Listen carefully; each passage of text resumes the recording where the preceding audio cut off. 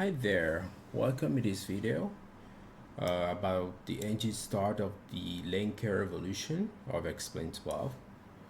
This is a representation of an aircraft actually owned by Austin Myers of X-Plane. Okay, so let's try and move inside the cockpit. So before we focus on the engine start, I'd like to show with you some of the panels that would be. I think all of the panels that should be involved in this procedure. So the first one is the battery and electrical panel, in which we have the ground power to use when at an airport you have the possibility to power your aircraft through a ground unit. And then you have the battery 1, which is the main bus to use on the aircraft, and can be supplemented by battery 2 as well. And then we have the gen button, the generator button, to essentially to provide power to the electrical systems when the engine is running. Then we have the alternator to use when the generator is under a failure. Then we have the DC power, which is direct current power to enable for system that needs it instead of AC power, alternate current power. Then the next panel is the one below here, the systems panel, in which we have the door seals button that is essentially the system that makes sure that the integrity of the pressurization of the cabin is okay. And then we have the ignition system button here that is used to ignite to start the engine. It is made essentially through a high energy capacitor. And then we have the fuel pump to use, especially in this condition, which you are cold and dark. It is to be used to prime the engine. This is the self-explaining engine start button. Then you have the navigation lights, the strobe lights to use as beacon lights as well. And then we have the landing lights for takeoff and landings. And finally, the remaining two buttons are the bleed air. So essentially this is the system that allows you to provide the compressed air, pressurized air inside the cabin. And then you have the cabin dump, which is essentially not to be used in normal condition, but that is let's say is to be used in case of emergencies, and for instance when the differential pressure between the inside of the cabin and the outside exceeds 6.5 psi. So that's all for the systems panel. Let me move towards the ice and particle defense panel, essentially made of these 4 buttons here. So we have the particle separation button, which is the button that essentially helps you to filter contaminant that could enter the engine and hinder the engine performances, impair them. Okay. Then we have the pitot heat to use, of course, to avoid the pitot tube to get clogged by ice. Same stuff essentially for the propeller that needs not to accumulate too much ice, and because his performance would be degraded. The same stuff was also for the engine. We need its inlet to be free from ice, and in order to achieve this, you need to use this pattern. Of course, you need to use all these pattern and exactly when the condition are set. Okay, so let me just now go back into the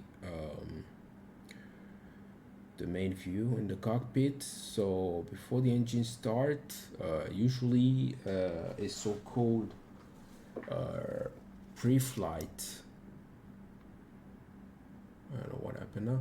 Anyway, a so-called pre-flight exterior inspection must be per performed, and we assume that it has already been done successfully. So now let's move towards the engine start procedure.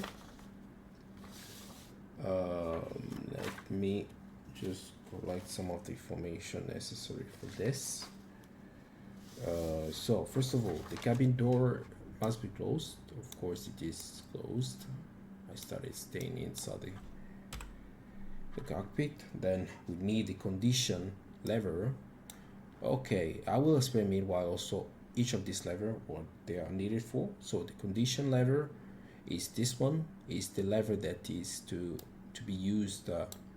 It is used to handle the fuel flow.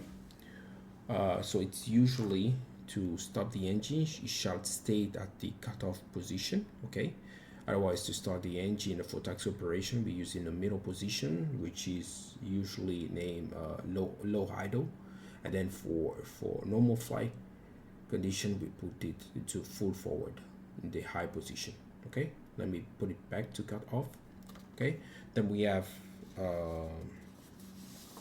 for engine start purposes, we should have now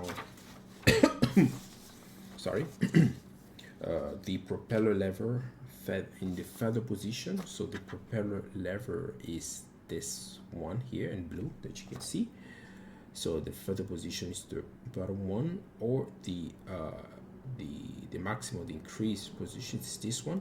The goal of the propeller is to essentially to govern the RPM of the engine, the desired RPM of the engine. Okay, so I'll put it back the feather position as requested by the procedure. And then we have the power lever that essentially governs the amount of torque that you provide from the engine to the propellers. Okay, this one as well shall be put in idle position, which is this one, the one that you're seeing here. There is a reverse position, which is named beta, but we'll not talk about that in this video. So this position here is the idle position of the power, or this is the maximum, of course. So let me move it back to idle.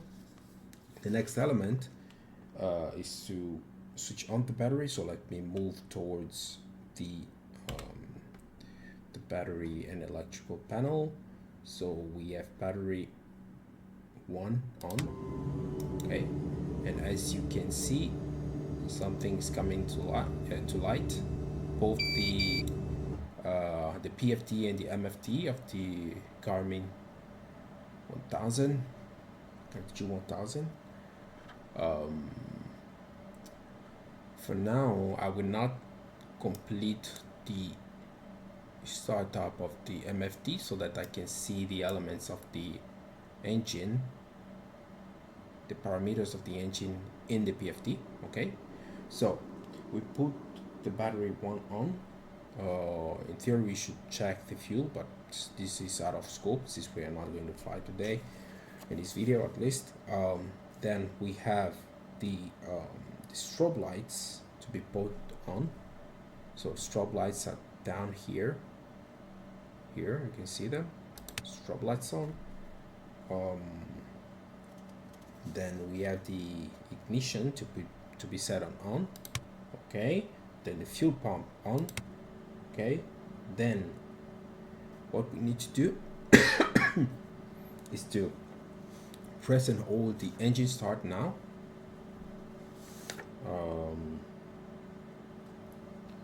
So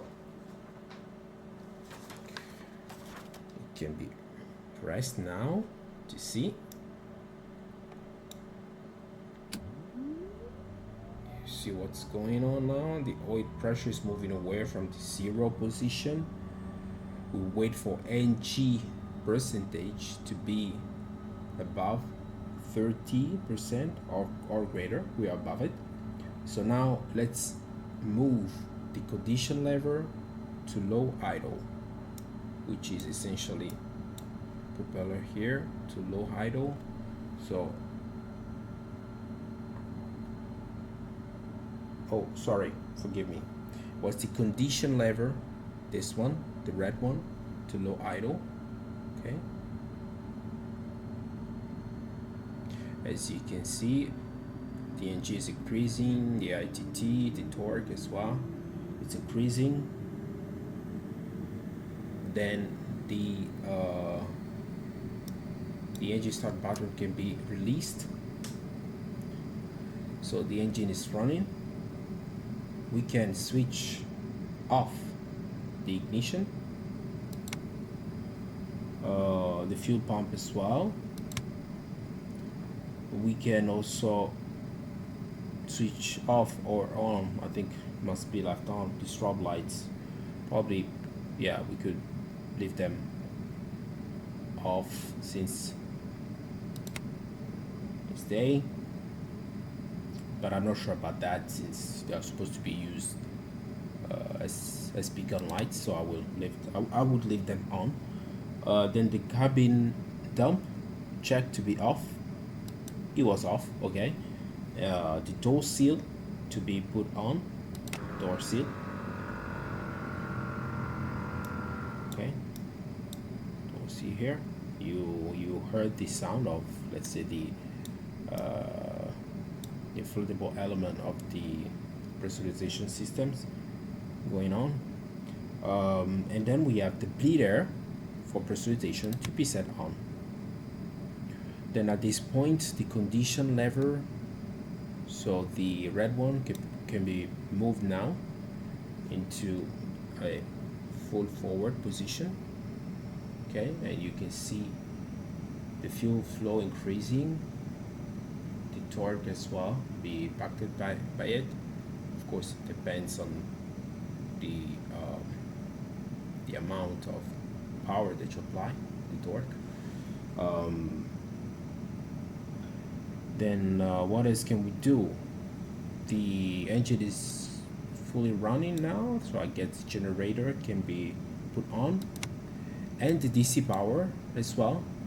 Here, the screen here is the one about the cabin pressurization display, which needs DC power. So since DC power was off up to now, it did not came to life.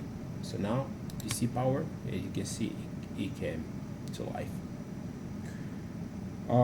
Okay, yeah, so next and final thing to do is to move the propeller lever to